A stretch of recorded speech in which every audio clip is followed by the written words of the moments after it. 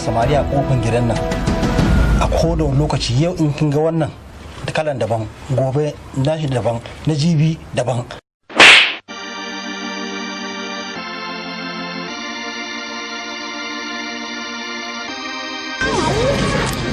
ai fa'iza yanzu ta zo da wani salo na walakanta samari.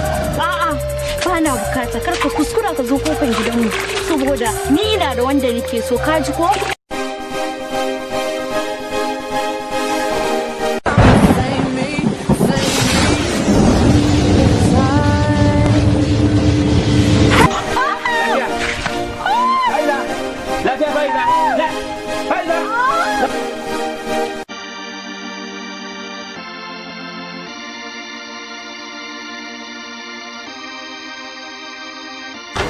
Bayani ne akan fa'iza.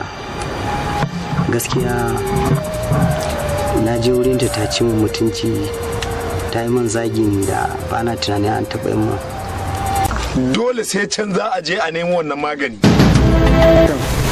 An bata min rai ne yau. Shekaru 1000 da suka shuɗe ba a taɓa yi min irin wannan abun ba. To yanzu kai tun da ke abin haka ne yanzu nan kai haƙuri mana, me ya ɓacin rai? Har za ta ce tana mana gori akan maganin sana'a. Ni kika mara? Kin yi na farko, kin yi na ƙarshe. Fa'iza. Lafiya? Ina kan san sunana? Fa'iza. Wani irin dakiki ne?